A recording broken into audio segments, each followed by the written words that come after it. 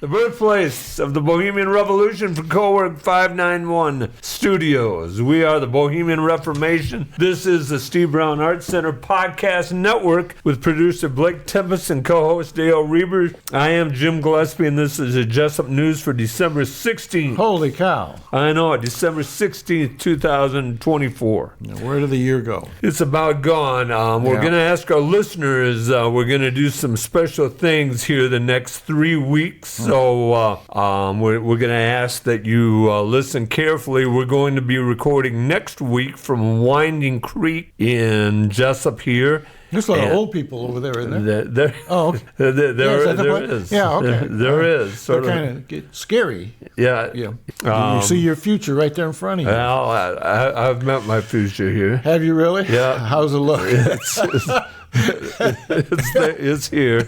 But we are going to be recording from Winding Creek, and we're also going to do our Christmas recording and our New Year's Day recording that day. So it's going to be 3 shows that day. You won't hear all 3 shows at one time, but they'll come out separately. So over the next 3 Mondays after that. Over the next 3 Mondays. Yeah. So the last 2 shows of the year will be recorded so that our staff... the last show of this year and the first show of the next year. Yes. Yes. Thank you. You're wrong. I'm trying to help you. I value that. But You don't. Till you say, shut up, I'm explaining this very well. Tonight we're sponsored by Mickey D's Pizza and Lobster. Farrells are so kind as sponsors of the podcast. They raised some money for us down at the Holiday Festival last week, and we want to thank them for that. And they sent that pizza over. It's very good, isn't it? It is. It's Boston style, as I understand, and but it's really very good. Yes, 2 pizzas. Macy bought us one. Blake ate one, and the rest of us ate the other. That's good. That's good. Growing boy. He is. But tonight we're talking about the killing of a healthcare CEO. We're going to talk about what makes a banana and a piece of duct tape worth $6 million. Nothing does. It does. It does, Dale. I'm waiting. Okay, we look at the possible threats of what could be the Third World War. And we look at a score in girls basketball, the Cedar Rapids, Washington versus Des Moines East. We give you the Jesup News. Dale has an article he wants to share with you. And we give you the updates of the Steve Brown Arts Center. Remember, the Steve Brown Arts Center is a 501c3 nonprofit organization that has a vision for artists, young and old alike, to have the opportunity to better themselves while helping to build the skills of those around them. The long-range vision is to house a rural artist residency program for professional and emerging artists in all areas of the arts and the humanities. Artists will be offered accommodations and studio space in exchange for a contribution of labor and maintenance of the buildings and grounds. Another sponsor who's been very kind to us has been Derek's Repair, located in Jesup, Iowa. Here you get a chance, stop in and see Derek as well. We're going to start, Dale, with probably the number 1 story of the week. Yeah. The assassination of CEO Brian Thompson. Brian Thompson was a University of Iowa graduate. Yeah, he's an Iowa kid all the way. Yeah, I wonder, high school. And do you know what high school he graduated from? Oh, I did, but it was a smaller school, one of those 2-name schools. Right. I don't recall right at the moment. But he was the valedictorian there, and valedictorian, I think, in high school, or maybe that's the shooter was valedictorian. I think this CEO was the valedictorian also. Really? Yeah, quite a very smart man. Yeah. South Hamilton. I wonder if I didn't know that. I wonder if he was one of Rourke Horn or Bruce Wall's students. Oh. Because Rourke was a superintendent out there. Okay. And Wall taught out there. Okay. So it would be interesting if either one had him as a student. But I've got to ask this question after that assassination, and we'll talk in greater detail about the assassination here in a second. But do we live in a first world country, or do we live in a third world country? You know, if you've been watching the social media, my social media addiction is Twitter.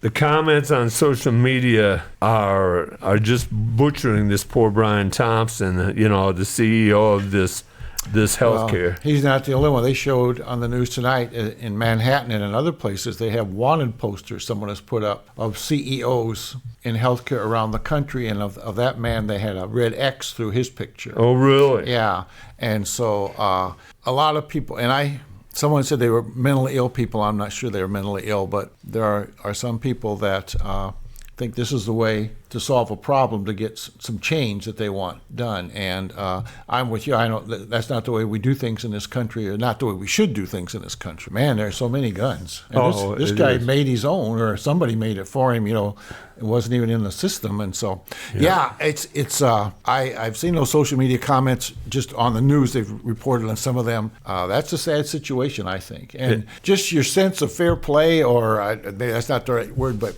I grew up in a time where only the most cowardly people in the world would shoot an unarmed person in the back, like that. Yeah, that was scorn. That was something that would get you ostracized from all the other bad guys, and they did not like back shooters. And so this whole sense of just the way it all went down is it just doesn't go down well, I guess. A couple of things have the alleged shooter's name is Luigi Mangione. Yeah. And the first thing, you have the stereotypical name Luigi Mangione. Yeah, there's a unfortunately. lot of people making hay with that Italian name. Yeah. And The Sopranos and, The Godfather and that kind of thing. Unfortunately, the gentleman cannot help what his parents named him or what his name is. Yeah. But because of that, you have that name. What is frightening me is you have, and there are a lot of women standing up for the alleged shooter because he is good looking. I will read these comments on Twitter, then I'll look at the people that putting them on Twitter, and a lot of them are young ladies. And for a while there was Free Luigi was trending. Yeah, well, it's a hashtag that's out there still. They reported today. Yeah. So. The second thing is healthcare is out of control in our country. I am about a year and a half away from, what is it, Medicare? Medicare. They care for you. Yeah, Medicare for me. And so my payment is, and I'm not afraid to put this out there, I pay $700 a month for my health insurance. I believe that. Yep. Because I bought my own for several years before I was on Medicare, and it got more expensive each year. It is quite expensive. But you cannot just blame the health insurance companies, because in that you have pharmaceutical companies, you have hospitals, you have doctors, you have the nurses unions, you have paras, you have pharmacies, you have a lot of things that you have to pay for. Yeah, and you have a legislature that has written some very complex and laws that make it even harder on the medical system and on insurance companies to handle this. Someone was telling me, sister, wife, daughter, someone works for a doctor, and this doctor just hired 2 new workers at his office just to handle insurance paperwork. That it's gotten, the volume keeps going up. And so he has salaries for these people, and that's got to, he has to make enough money to cover this additional cost. It's the whole system is crazy. It's unwieldy, and it's complicated, and it's very, very difficult to understand. It is. When you get your Medicare papers telling you what they've done for you and how much they paid in this, so you look at that and go, okay, this happened 6 months ago. They paid it. I don't remember why I was there. Right. I don't understand any of because it's just numbers and letters, case number, and it's all coded, and so it's a nightmare. And sometimes you find mistakes. My wife was great. She looked at it very carefully, and she calls and said, I was overcharged or this and that. But most of the time, you just pay what you're supposed to pay. The government pays what they're supposed to pay. Your supplemental insurance pays what they're supposed to pay. The whole part I don't like is when the doctor says, yes, I know exactly what you need. I'll call your insurance company and see if they'll let me do it. I don't care for that at all. You don't care for that? I don't care for having to get approval. To me, the insurance company's job is to pay. The doctor's job is to do the medical stuff, and one shouldn't have that much to do with the other. But well, let's look at the shooter a little bit here.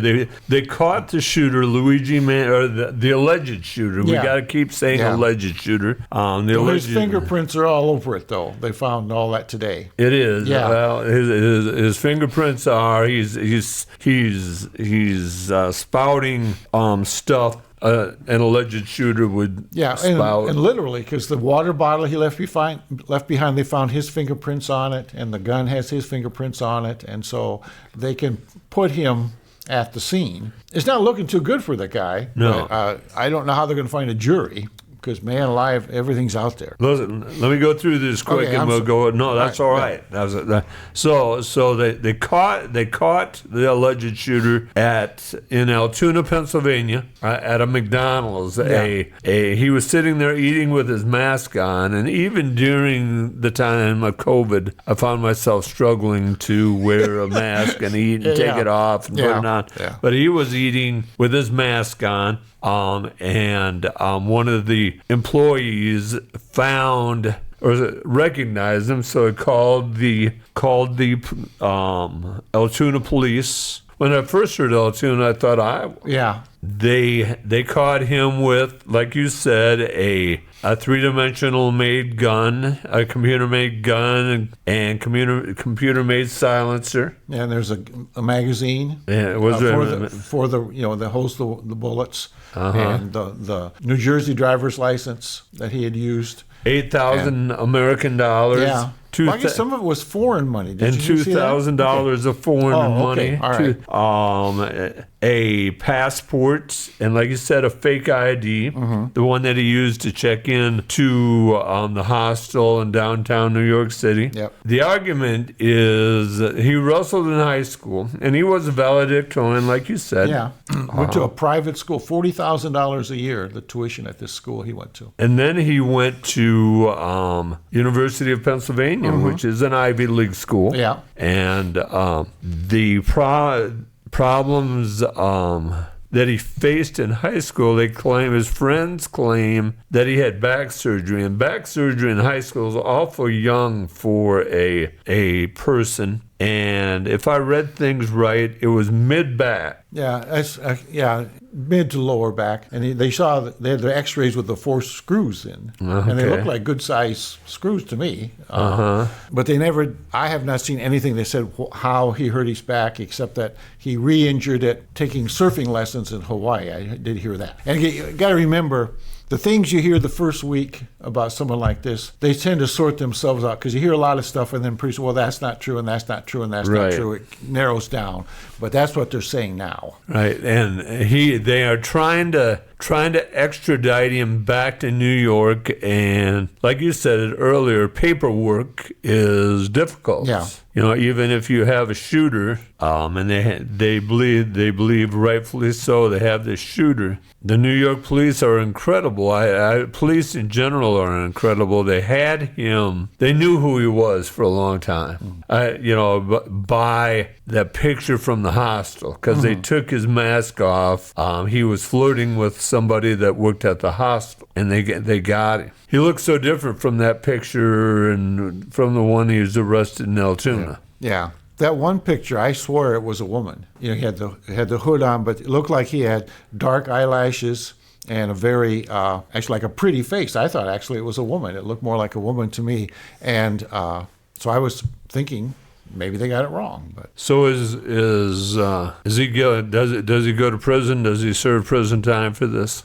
Oh, I believe so, yeah. I think he'll be a life in prison. I don't know. Does New York State still have a death penalty? I don't believe so. Okay, because I know some states still do. But I believe right now the evidence looks overwhelming. And unless they can find some extenuating circumstances, mental problems or whatever, that they would ease up on that a little bit. I don't know. But I think it'd be hard to not get life in prison. He was a big fan or not a fan, but he read Ted Kaczynski's journal. Unabomber stuff. Yeah, the Unabomber. What was that? What manifesto was that? I don't remember right now, but I know what you're talking about. Yeah, because the Unabomber wrote that, and that is a book that their book club actually read. Oh, is that right? Yeah, yeah. He became a big fan of that. Well, this kid had written in the paper, the notebook they found, that he had read the Unabomber, but that he thought a bomb, it was too risky to kill innocent people, so that shooting someone was much safer for bystanders. And so he was not going to use a bomb or anything like that. So, man, did you see the picture, the big muscles and the abs? Why is he eating at McDonald's? I don't know. His family's quite wealthy. Did you see that? Yeah, I saw that. I saw that. So you wouldn't think that'd be in a medical problem or an insurance problem that they didn't pay and it caused him grief or something, because you would think he'd be able to self-insure anything that was not covered by insurance. So I don't know if it's just he's doing this for society, or if he's doing it for himself, or what's in his mind. And I'm sure it'll all come out, but it'll take a while. Yeah. It'll take a while. Well, I'm sure it'll be on Netflix here by next year. More than likely. So, Dale, this is the Steve Brown Arts Center Podcast Network. Dale, what do you have for Jesup Public Library news, or what do you have that you want to share with us? Well, I've been trying to straighten you out. Oh, that's right. With these words to live by. That's right. And so I was going to do a few of those to start off with, because Blake and I took a vote, and we think you have problems we need to help you with. Okay. Always remember this, and this is very true. All right. There are two theories about arguing with women. Neither one works. Generally speaking, you aren't learning much when your lips are moving. Experience is something you don't get until just after you need it. We are born naked, wet, and hungry, and get slapped on our butt. Then things get worse. Never, under any circumstances, take a sleeping pill and a laxative on the same night. There is a fine line between hobby and mental illness. Between hobby? Hobby and mental illness. Okay, yes. okay. No matter what happens, somebody will find a way to take it too seriously. There comes a time when you should stop expecting other people to make a big deal about your birthday, about age 11. Do you celebrate your birth week? Or No, your birth month? I don't do anything with my birthday. I just forget it, So just when someone asks how old I am, I have to add that year on. See, that's the only thing I have to remember. Yeah. So, this is a good one for you. Everyone seems normal until you get to know them. I don't know whether to thank you or be mad at you on that, Rueber. And this was just for me. Okay. This is for me. After it says, never miss a good chance to shut up. Okay, the Jesup's the elementary concert is December 16th. And they're doing this, I don't know if they've done this in the past this way, but it's different than when I was up there. But the K2 portion of that is from 5:30 to 6. And then they're having a half an hour, 6 to 6:30 of piano students. And then the 3rd grade and 4th grade elementary concert is from 6:30 to 7. So it's entirely different than the way we used to do. That's coming up. Basketball this week, the 17th, the boys and girls are playing at Union. And then on the 20th, Gladbrook Rhinebeck is coming to Jesup to play, boys and girls. And so then there's nothing after that. The 20th of December. Yeah. Oh, that'll be a good one. Both games will be a good one. So the 17th is Union at Union, and the 20th is Gladbrook Rhinebeck at Jesup. Then there's nothing after that until after the first of the year. All right. As far as basketball games go. I'll plan on getting to a couple of those. The library news, the Spice Club is called Grains of Paradise, and you can get a sample of that over at the library and little recipes on how to use it. December 16th, that's today, you can bring a book of your choice and make a recipe that's mentioned in this book and share it with the group. Movie is not until January 20th, and it's called Fail, the Rise and Fall of the Secret Service. I don't know if you know, Vicki Hutchcroft was a teacher up here, and her son is in the Secret Service. Oh, really? Yeah, and she sent me a picture of him guarding the incoming vice president. J.D. Vance. Yeah, and he has with the Bidens, not the president. I don't think he's ever been on the presidential, but he's been on the president's family detail, and so I thought that was very interesting. It is. So, he's a former Marine. On the 18th, you can still decorate the Christmas tree cones. make a yummy Christmas treat, and you got to register, so call them if you're interested in that. The Caregiver Support Group is Thursday, December 19th at 6 o'clock, and this is by Stacy Isley of Care Initiatives out of Waterloo. They have coffee and conversation about care initiatives. It's a caregiver support group, and there's more and more people caught in that. They're caring for their children while they're also caring for their parent, and they're caught in the middle, like a sandwich generation. A lot of people have a real hard time. What is the dates of that again? That's the 19th of December at 6 o'clock. That's a Thursday night. Yes, sir. And it's at the library at 6 o'clock. I still have the exercise groups going Monday, Wednesday, Friday at 8 o'clock, and the Little Tot Story Time every Thursday at 10:30. And they're having a special on December 19th at 10:30. It's a special story time all about Christmas, special music, stories, and snacks. And you're welcome to come in Christmas PJs. Oh, excuse me, and bring a favorite stuffed animal. So. Humbug. Okay. Shh, I didn't say that. And remember, the library is closed on Tuesday and Wednesday around Christmas, and Tuesday and Wednesday around New Year's Eve and New Year's Day. Okay.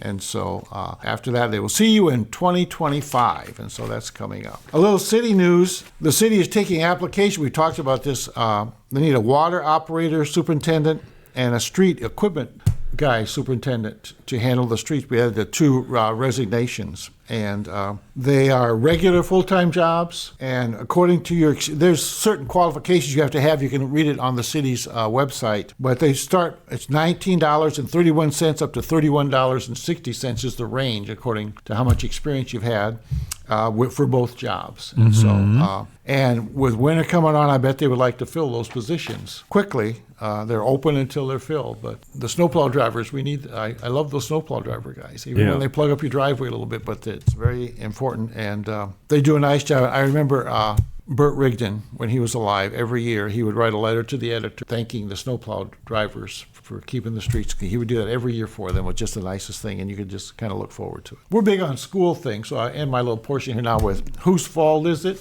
Okay. Whose fault is it? There is a wonderful Chinese saying, don't fix the blame, fix the problem. Yeah, well, here's the blame.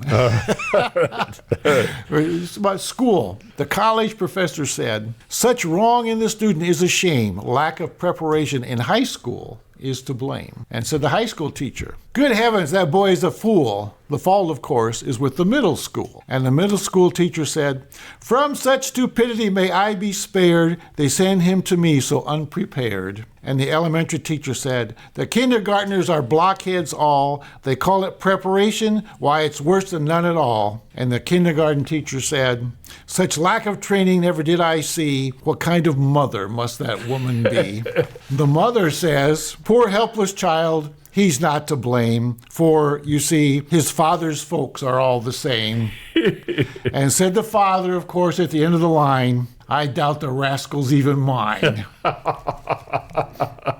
got an article in the paper we'll talk about. Come back to that later. So all right. Back to you. Thank you. This is the Steve Brown Arts Center Podcast Network, and I'm Jim Gillespie with co-host Dale Rueber and producer Blake Tempus. We're at Cowork 591, and it is, remember, next week we will be at Winding Creek. Yes. And look forward to talking to several of the residents down there. Maybe our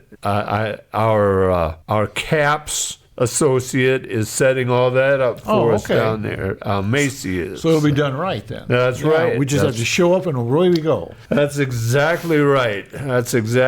No pressure, Macy. No pressure. Wonder why she quit so suddenly. So. No. Dale's been talking the last couple of weeks. He's put this into our show, and finally I decided, all right, you've had enough. I had enough. I'm going to do a little article on this, and I'm going to put some puns in this. Okay. And your challenge, Dale, is to count the puns that I use. Okay. In this article. All right. Can I use my fingers? You can use your fingers. All right. You won't need your toes. There's Okay. less than 10. Okay. All right. An issue that people are going bananas over is the banana and duct tape piece of art sold by Sotheby in New York City for $6.2 million. That piece of art was called The Comedian. A rather unique piece of art. It is a bunch of fun. I thought I got to research this. The artist is a very famous artist down in Florida. Several artists. There's three major areas of art in our country: California, New Mexico, where our artist of residence is from, down by Santa Fe, and Florida. And this particular artist, an artist by the name of Maurizio Catalan, did The Comedian. And if I'm not slipping up, it is called conceptual art. Okay. Okay. Banana duct tape. So for this piece of art was made of a 14-page document, one banana, a real banana, by the way, and one piece of duct tape. That sold for somewhere around $5 million, and by the end, with everything, the cost of the cost and everything, it was $6.2 million. Now people are split, mind you, if it is art or not. Yes. Okay. This artist retired in 2011, and he'd been watching art, and he started watching the art market and saying all it is drops of art and on there, and there is the same thing is selling over and over, and there's no value in it. You should have said no appeal. Well, don't get ahead of yourself. Okay. This artist is unbelievably great. So I certainly don't believe it. So, Okay. He did this piece of art 6 or 7 times, actually, before he got it right. The early ones only sold for $100,000 to $120,000. So he sold more than one of those? He did. Oh, okay. Six to 7 of them, actually. Okay. But he believed art had become too commercial. And so he decided he was going to enter, and I forget the name of this art show down in Florida. But one day he went in, slammed this banana up, and this banana has to be hanging, the curl to the left, downward, not all the way downward, but sideways and downward. Okay. And the duct tape placed over that on a white background. So even you or Blake could do one of these, Dale. Or a monkey could do one of them. Possibly. Okay. Possibly. But his argument was art is too commercial. And he said art had become too ripe. Sotheby's got a hold of this. All sorts of people were taking pictures with this. There were T-shirts made of it, posters made of it. It was a big deal. Okay. And so Sotheby's got this piece of art, and a man in China called Justin Sun, he is a crypto entrepreneur, he bought it. And he had to get it to China, and he must have got it to China in the right amount of time, because when he got it to China, he ate the banana. Yeah, I saw a picture of him eating the banana. Yep, he ate the banana. And the argument, the document, the 14-page document says, all you've got to do, you own the art as long as you take another banana, put it up correctly, put tape on correctly, and hang it. Sure. But Justin Sun says he's trying to convince Elon Musk into sending one to Mars on one of his rockets. He's pressuring him to do. I believe, and it must have went through because he was going to pay for it with his cryptocurrency. So he must have done it. That's the true story behind the art piece called The Comedian. Okay. So how many puns did I? I had 4. So I believe it had become too ripe. It was unbelievable. On what? Unbelievable. Believable. Okay. Believable. That's not fair. Okay. I didn't say this one. When you hang it, you don't want to make a cream pie of it. Okay. I missed one. Forgive me. Okay. And I said people are split. Yeah. If it's art or not. The banana duct tape, let's see. If I'm not slipping up for I got that. And art is a bunch of fun. Yeah. 5. And people are going bananas over it. 6. Okay, I didn't. Okay, that was early on. Yeah. Yeah. Okay. So the one I left out, so it would have been 5. Of the 5 you said, I got 4. Yeah, you got that's 4. That's not no, too that's bad. very good. Yeah, actually. okay. So you get a chance. So as long as you own that document and certification, you are the owner of a multi-million-dollar piece of art. And you go back, and here's the argument, Dale. And they say November is the season for artists to sell.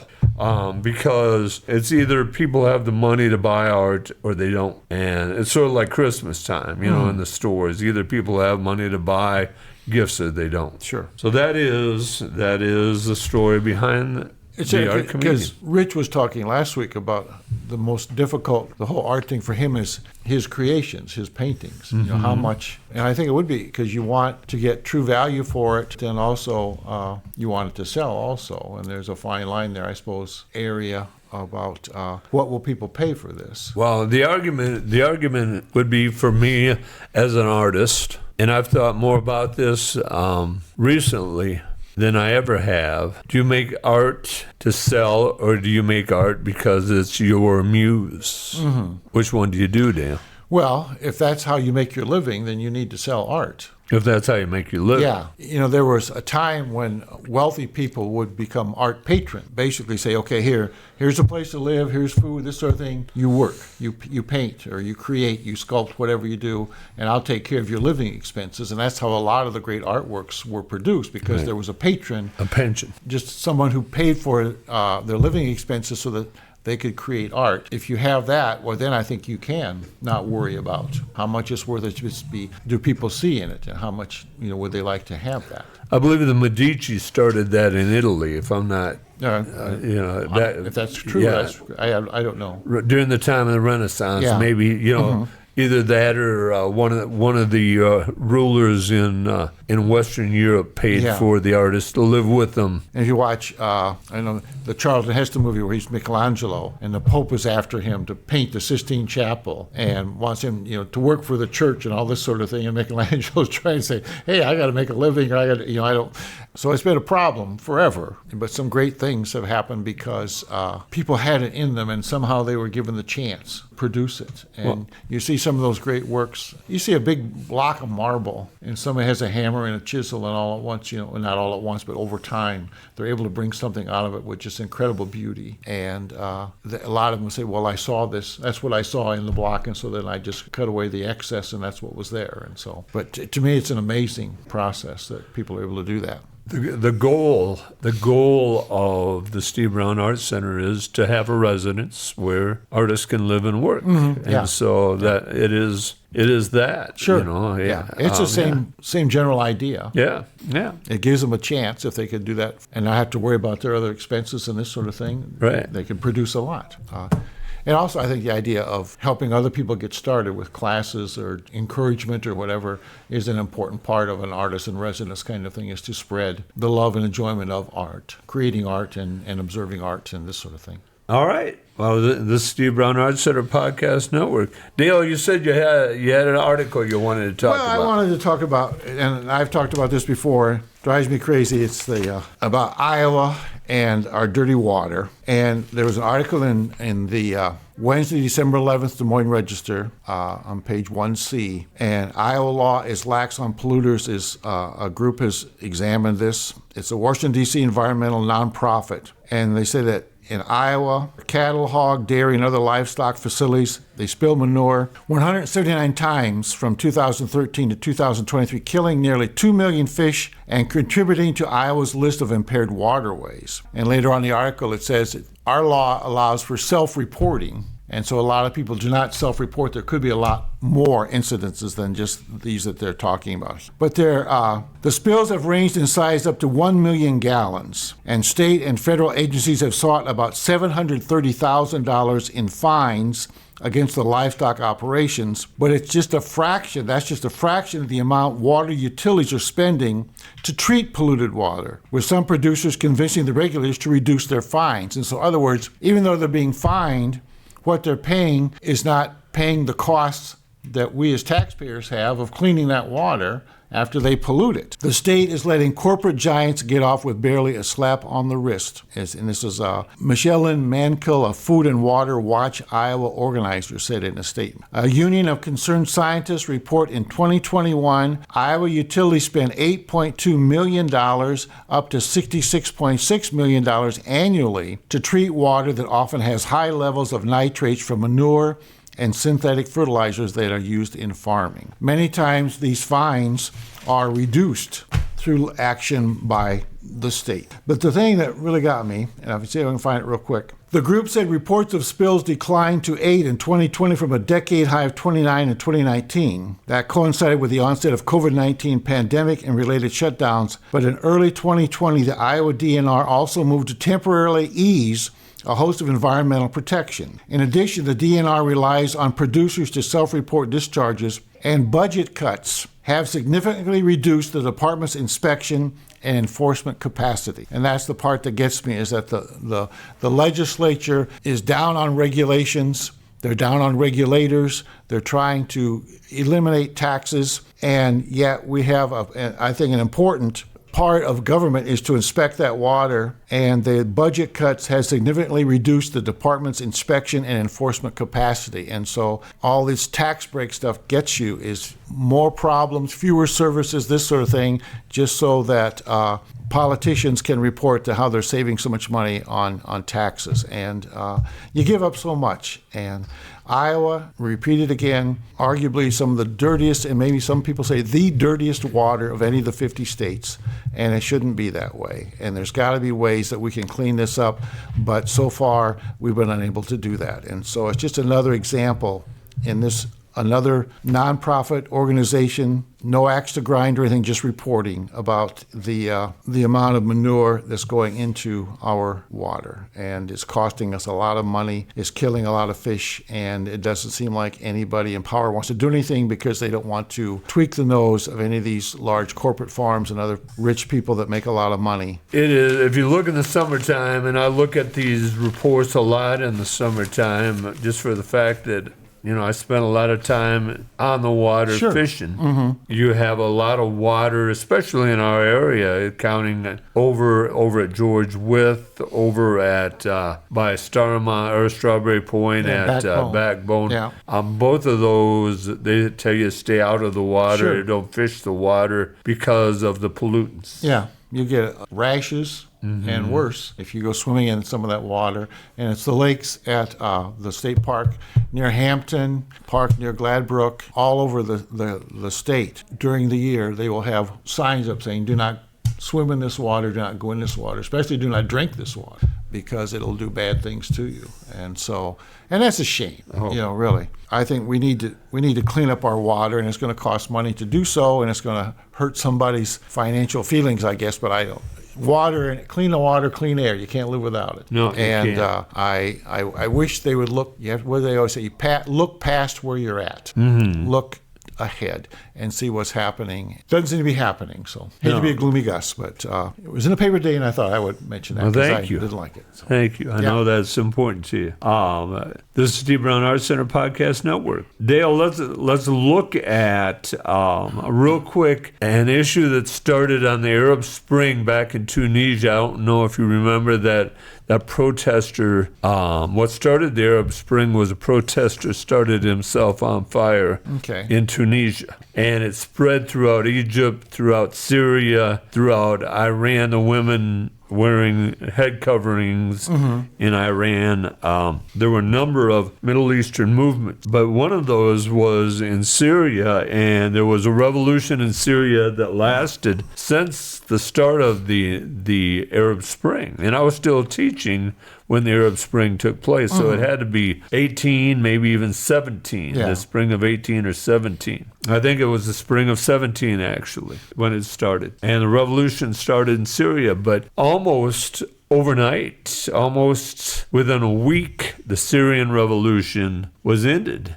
And Bashar al-Assad, this past Saturday night or early Sunday morning, got on a plane on a Russian air base in Syria and flew to Moscow and asked for asylum. And Syria was taken over by a group of the rebels that had been pushing to control or to run Assad out. Now, there's a belief that the Assad family had killed at least 500,000 people. Oh, yeah. The reports from that prison, did you see that? Yeah. And did you see that where they would crush people? It was like it's really like if you were pressing a leaf or something, a leaf press, but they put a guy in there and then the two blocks, and they just torture the guy by slowly crushing him. And they found no one alive out there. They're out there, people are looking for their relatives, all they found was paper, and they're trying to find something about their relative. But they say people went in there and never came out, thousands and thousands of them, and they call it the butcher shop. But yeah, this Assad, a very bad man, and they say he has looted just billions and billions of dollars from the Syrian economy. People living in poverty, and I don't know if you saw the garage or the showroom they had with all his fancy sports cars, and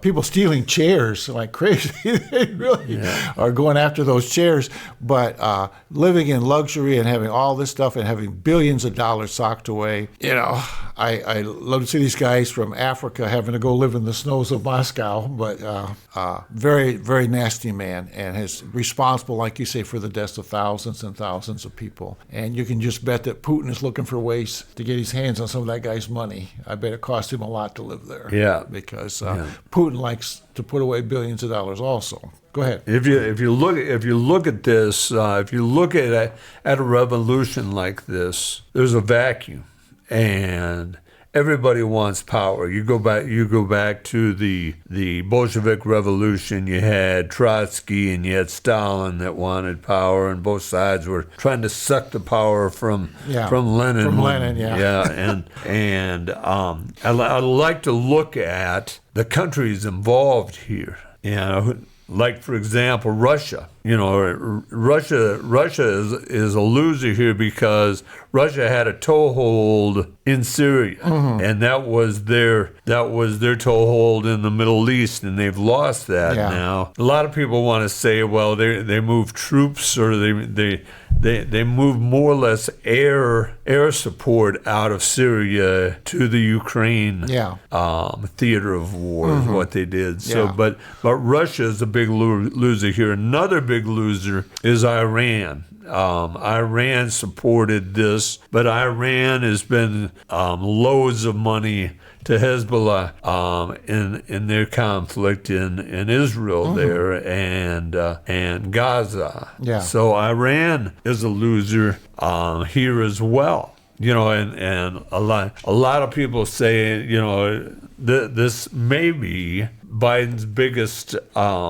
foreign victory because of this. A winner may be Israel, because Israel has moved into Syria farther. There's a buffer point there to keep people, Syria out, and so they moved into Syria. They can always give the land back, sure, but they don't want to give up any part of Israel. Yeah. So Israel's a winner here. The U.S. is a big winner here. Although the U.S. only has 900, we being the United States, bombed several ISIS bases after Assad fled the area, so that ISIS would not get a toehold on Syria. Yeah, and also the chemical weapons place they worried about. I think maybe Israel bombed those places where they thought Syria had stockpiles of chemical weapons, and they didn't want anybody else getting their hands on that. They were going to get rid of it while they could. And so, interview with the leader of this rebel group, and he has said that he's going to respect minority rights and respect women's rights and this sort of thing. And, you know, we hear that before, and then something happens and they go back. But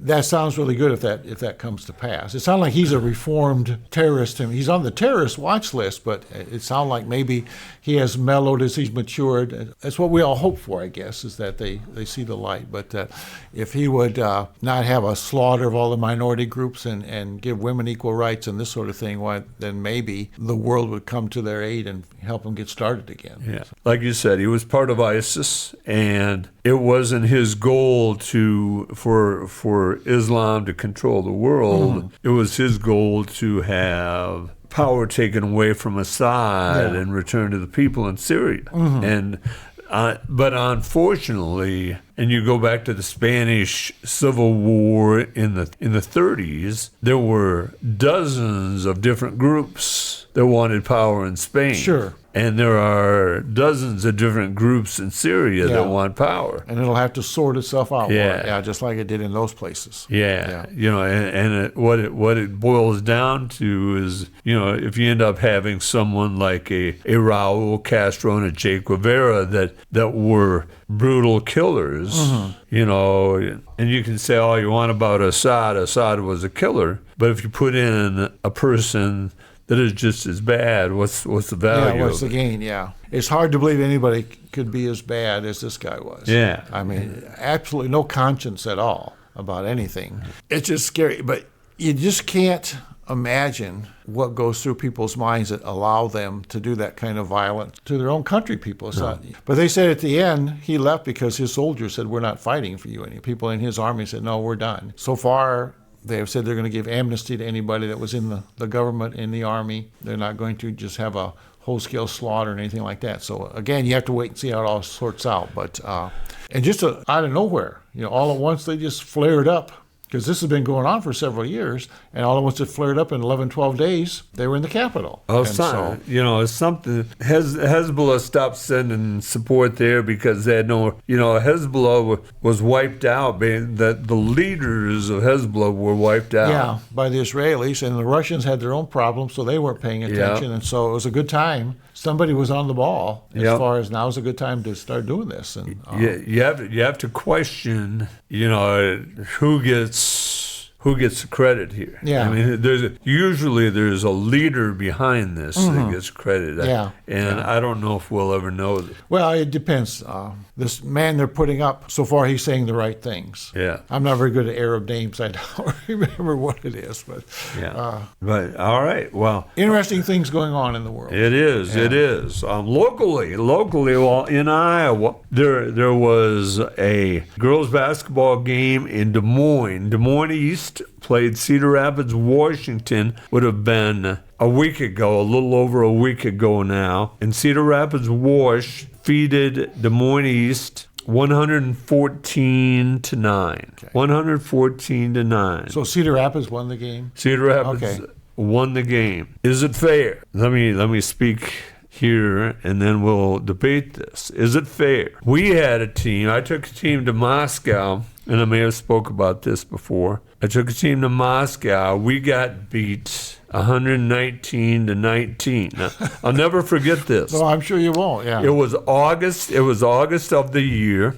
and most people leave the city of Moscow and go to the country to get out of the city, get out of the heat, and enjoy the country for their vacation. In Russia, that's what people do. Well, they were struggling to find games for us, and they said, "All right, we're going to put together an all-star team."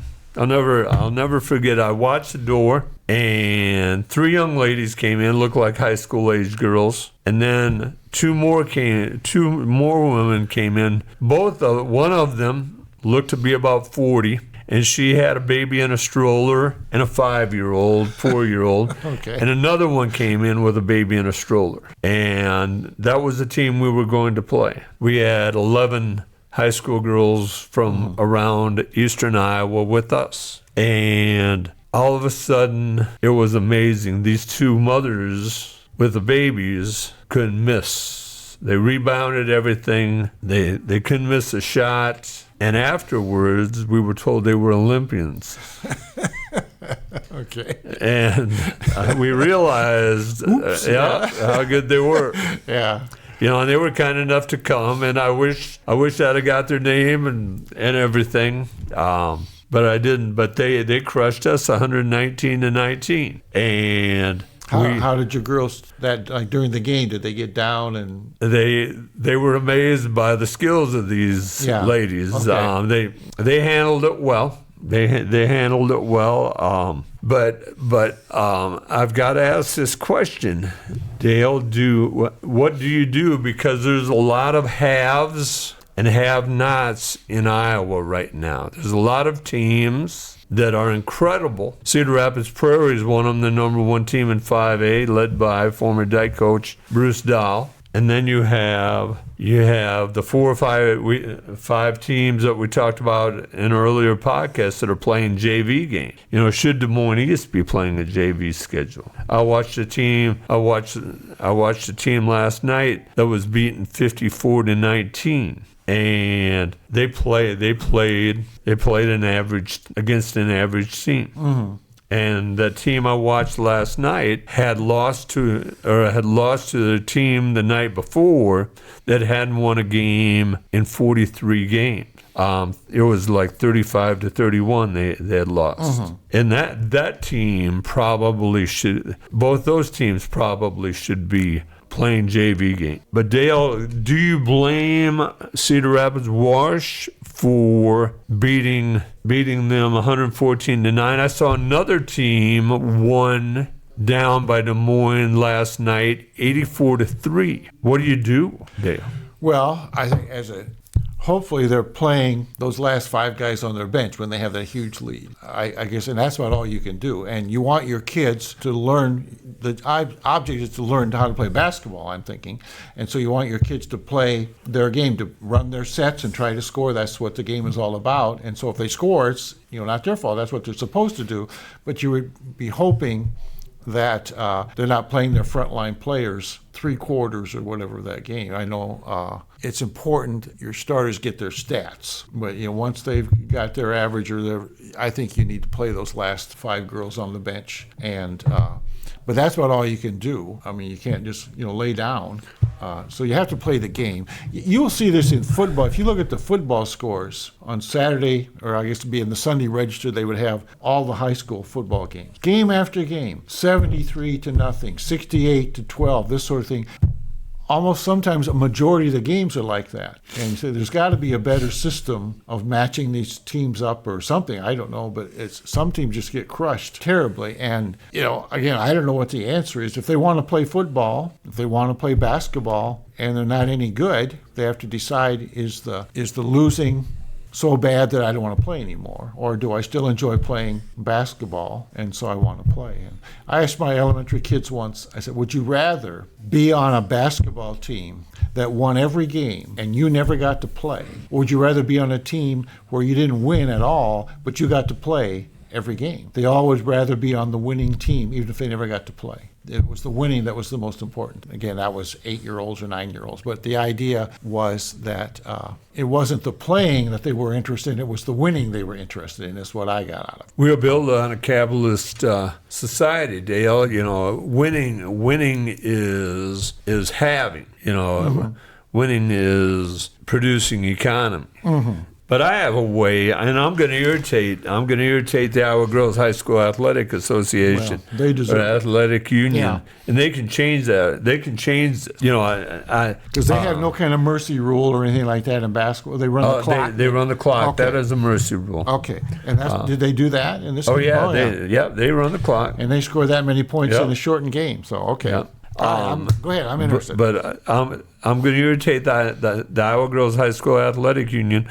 To Illinois' credit, they had in the state finals, they had what in Iowa would be a 3A team versus a 5A team, and the 5A team just crushed the 3A team. Sure. And Illinois is changing the classes this year, to their credit. Mm-hmm. We can do that in Iowa.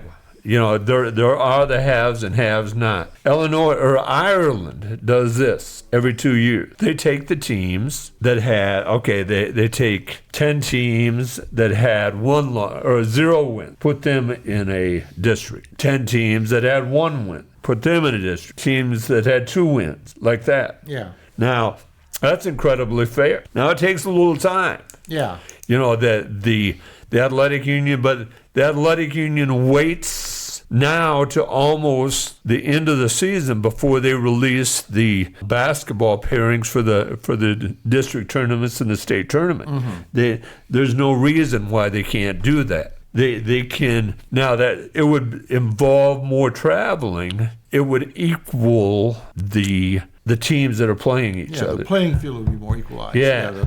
Yeah, it would be more respectful to the athletes. And I watched this team play last night, and I could just see the disheartening in these young ladies' eyes. Your heart goes out when a team is getting crushed like that. Your heart just goes out to them because sometimes they get started and you can't stop them. No, you can't.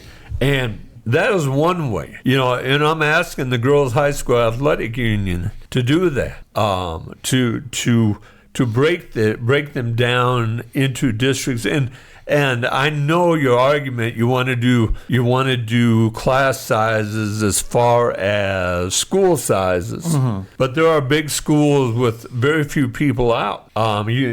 You can be fair. A Des Moines East can play a Dunkerton, Iowa, and Dunkerton's very good this year. I'm not saying Dunkerton should be in a lower or in a group like that. That. I'm just saying you can play a 5A school against a 1A team and It still be a good game. I see that East Buchanan beat Waterloo East the other night in the girls game. And that'd be like what, a 2A and a 5A? 1A and 5A. 1A and 5A. 1A and 5A, to their credit. Yeah. Don't get wrapped up in those numbers. Get wrapped up in fairness. Now, if they're looking for someone to help, I'm here to help. Yeah, sure. I'm not trying to make more work for the Girls High School Athletic Union because they do a lot of good things for the girls in our state. But what I'm saying is they can do better. And another way they do this, there are a number of teams that are playing varsity schedules that could and should be playing JV schedules.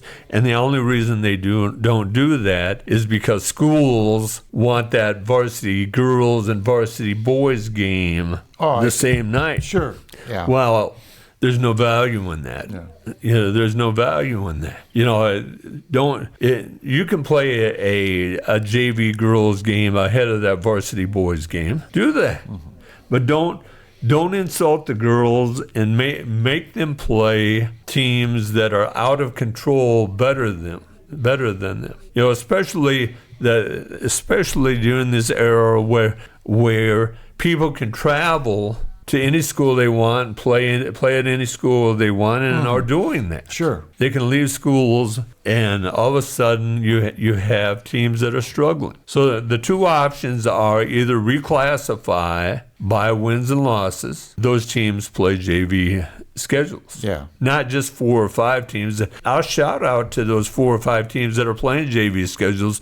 That took bravery to do that. Mm-hmm. Because you're not embarrassing your kids, and your kids are learning the game. Yeah, they have a chance to learn the game, so that maybe you have a varsity when they're juniors or seniors. Yeah. Now, I had an argument from a parent the other day. Well, what about my child that's a senior? Well, if your child is a senior and they're on a team that is going to struggle, if your child is that good, they're going to make your team better. Mm-hmm. If your child is a senior and they're not that good, well, let them play JV. And there's very few people going to college to play college basketball. Oh, yeah. You said this multiple times on your deal.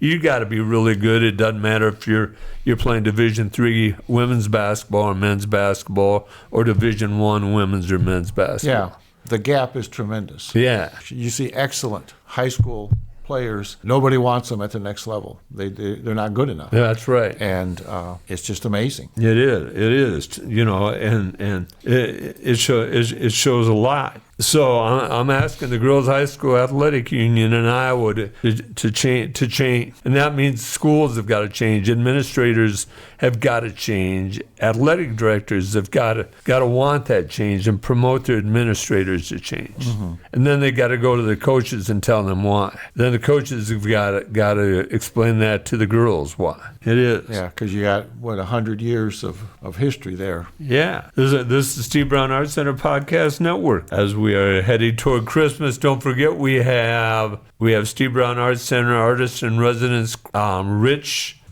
Moore Kelly.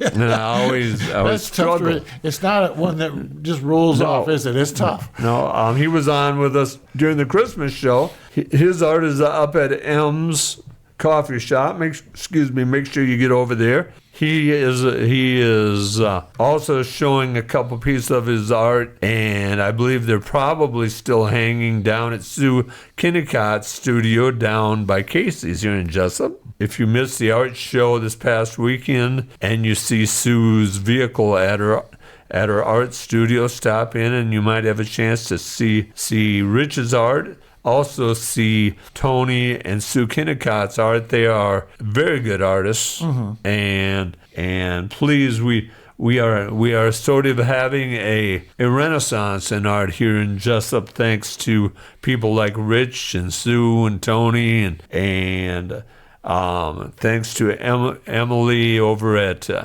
M's Coffee, and thanks to Gedney Coffee Shop. They hang some art for us, and it's things are looking up for the Arts Center. The Steve Brown Arts Center is a 501c3 nonprofit organization, and if you'd like to donate to the Steve Brown Arts Center or have an idea for an event, go to the SteveBrownArtsCenter.org and follow the link. Or if you have news or would like to sponsor us, email us at jim@SteveBrownArtsCenter.org and call 319-290-0241 and leave a message. Dale, let's make a prediction right now. Although we're about an hour and a half away from Iowa State women's basketball, the first one, over and under 160 points tonight. I'll say under. Under 160. Yeah, I'm going to write it down. Okay. All right. And I will say over. And then who's going to win, Iowa or Iowa State? Boy. I watched that last Iowa game. Wasn't very... Ooh, Tennessee got after him, didn't they? But I don't think Iowa State can do that. I'm going to say Iowa wins. Okay, I would agree. They have the guards. Iowa State has the posts. It'll be Lucy and Audie. It'll be a battle between Lucy and Audie tonight. Yeah. So I will say Iowa wins as well. Okay. I'm Jim Gillespie with Dale Rueber and producer Blake Tempus. As always, thanks to Kelly C. Haas for having us here at Cowork 591 Studios. Thanks to the audience for bringing these stray dogs into your day. And remember, each day is about little victories.